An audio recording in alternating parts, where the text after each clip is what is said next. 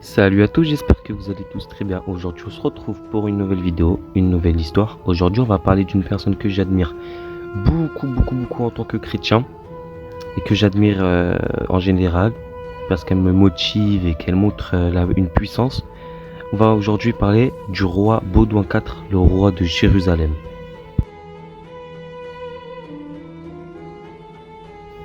Alors, nous sommes en 1161 où Baudouin naît à Jérusalem. Il est le fils d'Amaury Ier et de sa première femme Agnès de Courtenay.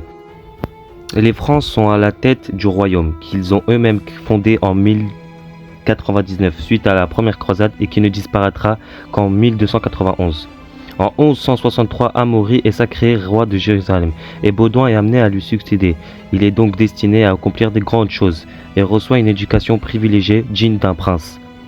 C'est Guillaume de Tyr, proche du roi Amaury, qui fut chargé de l'éducation. Un jour, Baudouin et ses camarades jouaient à un jeu que tous les enfants jouaient avant. Le but du jeu sert à pincer avec ses ongles les bras et le gagnant, c'est celui qui tient le plus longtemps. Bien évidemment, celui qui tient le plus longtemps, c'est Baudouin IV. Baudouin IV va voir son maître, mais Guillaume de Tyr, disons qu'il est choqué, parce qu'il pense qu'il a fait une découverte, car il voit Baudouin avec son bras rempli de sang, avec le sang qui coule, et il se dit directement, il y a un problème, il est malade, mais on ne sait pas de quoi. Donc il va partir à la découverte. Oups, j'ai oublié un petit détail. Il a découvert qu'il était malade car il voyait que Baudouin, il ne sentait rien du tout de son bras. Il sentait aucune douleur. Donc maintenant on peut continuer l'histoire. Donc il part à la découverte de savoir si Baudouin est malade et le verdict tombe. Oui, Baudouin est malade. Il est atteint de la lèpre. Ils essayent tous les remèdes possibles, mais en vain. Cela ne fait rien du tout. Ils ont fait une nouvelle découverte. Ils savent que quand Baudouin grandira, sa maladie évoluera avec lui. Et plus le temps passe, et plus la maladie est pire. Du coup, Amaury il est au courant de cette nouvelle. Et Amaury cache la maladie car il craint qu'un coup d'État se prépare de l'ennemi. C'est pour cela qu'il évite d'envoyer Baudouin chez les frères de l'ordre de Saint-Lazare. C'est un groupe qui accueille et qui soigne les gens de la lèpre, que ce soit chevaliers ou les nobles. Même si ça soignait pas à 100%, ça permettait de un peu mieux guérir et que ça faisait cela que la personne tienne plus longtemps en vie et en meilleures conditions.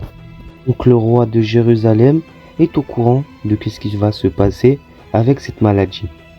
Il sait qu'il va mourir jeune, mais il s'est fait une promesse. La promesse est de se jamais plaindre de cette maladie. Donc il demande d'être traité comme les autres enfants. Son père, secrètement, appelle les meilleurs médecins de la région, qui sont des savants arabes qui savent et qui s'y connaissent avec la maladie qui est la lèpre. Du coup, il découvre une nouvelle.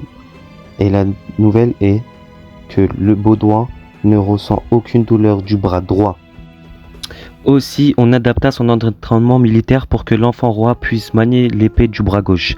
En tant que membre de la famille royale, il dut apprendre l'équitation. Privé d'un bras, on loue son habileté à monter rapidement sur un cheval, bien que son avenir fût incertain. Il fut promis de la grande douleur. Baudouin grandit, aspire à être un homme meilleur, afin de peut-être succéder à son père en tant que roi de Jérusalem. Mais ce moment arriva bien plus vite qu'il l'imagina, car en effet, son père Amaury est mort d'une dysenterie en 1174. C'est à la même époque que tous apprirent la maladie du futur roi. À partir de là, comme l'avait prédit Amaury, les hauts dignitaires de Jérusalem cherchent à avancer son fils du trône. Ils tentent de lui trouver un remplacement. Le royaume de Jérusalem autorise les femmes à monter sur le trône, mais les deux sœurs de Baudouin étaient trop jeunes. On cherche hors de la ligne principale, mais aucun des cousins de Baudouin fut jugé digne et apte à gouverner. Après réflexion, on permet finalement à Baudouin de se faire sacré roi. À Jérusalem, dans l'église du Saint-Scrupule, il devient alors Baudouin IV. Trop jeune pour gouverner, on le confie à Raymond III de Tripoli, régent du royaume. En attendant que Baudouin IV atteigne sa majorité, c'est-à-dire 15 ans, l'âge pour gouverner. Donc après qu'il soit nommé roi, Baudouin voulait accomplir les objectifs de son père, c'est-à-dire s'en prendre et conquérir Damas et conquérir l'Égypte. Noureddin, sultan d'Égypte et aussi émir de Dalas, meurt en 1174. Il avait réussi à Dalas, du coup, dans son village, à unir les chrétiens et les musulmans, et du coup que dans ce village, les chrétiens et les musulmans vivent en paix. Le vizir d'Égypte, Saladin, profite de ce moment-là pour pouvoir réussir à unir l'Égypte chiite et aussi la Syrie sunnite. Tout ça pour créer un grand état musulman. Mais Baudouin IV aussi profite de ce moment-là pour attaquer Damas. N'oubliez pas qu'il a que 15 ans et que la lèpre lui rend le maniement d'un cheval très compliqué. Mais le roi, héritier d'une grande lignée de guerriers francs, sait que sa légitimité passera d'abord à sa capacité à diriger les hommes et se montrer vaillant sur le champ de bataille. Comme tout bon chevalier de son temps, Baudouin avait le sens de l'honneur et il tenait pour divine sa mission de protection de la Terre Sainte. À son époque, le royaume de Jérusalem est menacé par la montée en force des musulmans, unifiés par Noureddin puis par Saladin. Ce dernier cessera de mener des raids dans la région afin de grappiller du terrain, pour prendre du terrain. Baudouin IV fait marcher ses relations en contactant le comte de Flandre pour attaquer l'Égypte et surprendre les populations musulmanes. Sauf que Saladin est tombé au courant de cette information et il sait qu'à Jérusalem, il n'y a plus personne. Et du coup, il réunit 27 000 hommes musulmans qui le suivent pour aller attaquer Jérusalem. Saladin avait un plan, s'attaquer à la ville d'Ascalon. Il pensait que s'il attaquait ceci, que Baudouin serait mis au courant et il aurait fait demi-tour pour aller défendre cette ville.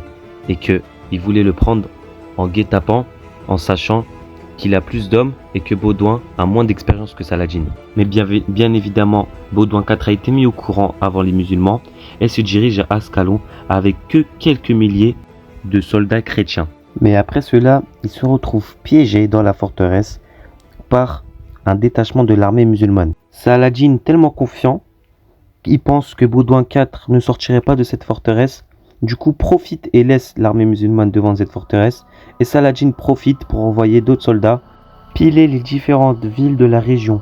Du coup, cela retarde son objectif principal, conquérir Jérusalem. Trop sûr de son fait, il n'avait pas compté le courage de Baudouin IV qui décida de sortir d'Ascalon et faire appel à toutes les forces chrétiennes de la région et prendre en revers l'armée musulmane. Complètement désordonnée, l'armée subit des grandes pertes, alors qu'ils étaient 28 000 et les chrétiens que quelques milliers. Du coup, après cette défaite, il ne restait que 10 à 20% de l'armée musulmane, alors qu'ils étaient à peu près 26 à 30 000. Du coup, Saladin est obligé de retourner en Égypte avec un chameau. Baudouin IV revient à Jérusalem. Tout le monde le reconnaît comme un grand vainqueur, un grand combattant. Mais par contre, sa santé s'aggrave de plus en plus.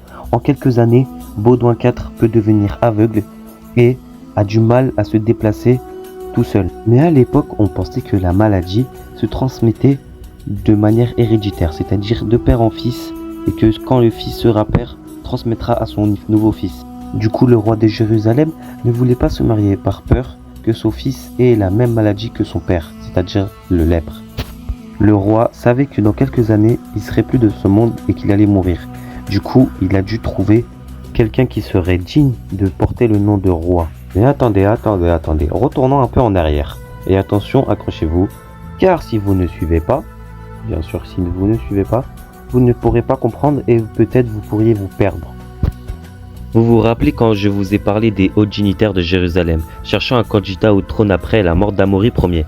Eh bien, l'un des noms qui revenait avec plus d'insistance fait celui de Guillaume de Montferrat, l'époux de la Sérénée de Baudouin, Sibylle.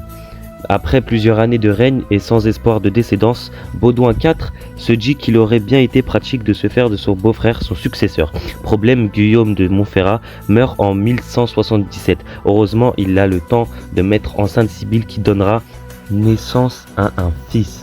Mais n'allons pas trop loin, revenons à notre sujet. Pour l'instant, le roi décide de remarier sa sœur et ne souhaite pas changer ses plans. Il veut trouver un beau-frère, digne et capable de gouverner après lui. Plusieurs candidats se sont présentés, mais Sibylle s'en prend un homme sans grande fortune, de Guy de Lusignan. Baudouin n'est pas très certain et sûr de la fiabilité et de la confiance qu'il peut lui accorder. Du coup, il hésite, mais après, au final, il prend son choix grâce à sa sœur et à sa mère. Sibylle épouse donc Guy de Lusignan, et ce dernier reçoit à cette occasion le comté de Jaffa et d'Ascalon. Sa gouvernance est catastrophique, tant d'un point de vue économique que politique. En attaquant des caravanes musulmanes, il se met à dos le roi et son entourage, dont la sagesse avait permis aux différents peuples de la région de coexister. Baudouin IV écarte Guy de la succession et désigne son neveu, issu du premier mariage de Sibylle, pour devenir le futur roi de Jérusalem. D'ailleurs, le roi lépreux ne perd pas le temps et fait sacrer l'enfant de son vivant. Baudouin V n'a alors que 5 ans et devient co-roi de Jérusalem, afin qu'il apprenne vite et soit dès sa majorité apte à gouverner. Il est confié à Raymond de Tripoli. Tout ce jet de pouvoir ne font que attiser la jalousie des deux sœurs du roi. Si Sibylle, bien sûr, que son mari est humilié et perd toute influence de son fils, mais aussi Isabelle, la cadette, qui parvient à se faire nommer comme successeur légitime de Baudouin V. Baudouin IV, toujours sur le trône mais extrêmement faible, ne peut pas intervenir dans le conflit qui oppose Guy de Lusignan à Isabelle.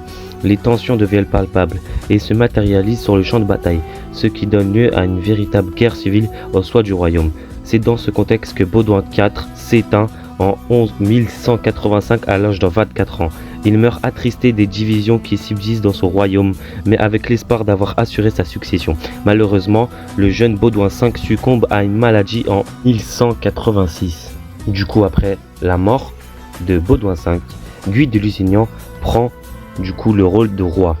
Mais il n'arrive pas à refaire naître la paix entre les musulmans et les chrétiens qu'avait fait Baudouin IV. Du coup, à cause de ça, Saladin profite et reprend Jérusalem. En conclusion, Baudouin IV était un très bon roi, avec du respect et de l'honneur. Celui qui a mis la paix entre les musulmans et les chrétiens et qui s'est battu toute sa vie pour sa maladie, la lèpre. J'espère que cette vidéo vous aura plu. J'ai pris un énorme plaisir à la faire. Vous le sachez même pas, une personne que j'admire le plus, vraiment qui me motive au quotidien quand je pense à lui. Du coup, moi j'espère que cette vidéo vous aura plu. N'hésitez pas à vous abonner, liker un like et de partager la vidéo. Merci pour les gens qui ont regardé jusqu'à la fin. Un peu de culture, ça fait pas de mal. Du coup, moi je vous souhaite tous une excellente soirée ou une bonne journée ou une bonne nuit. Ciao tout le monde.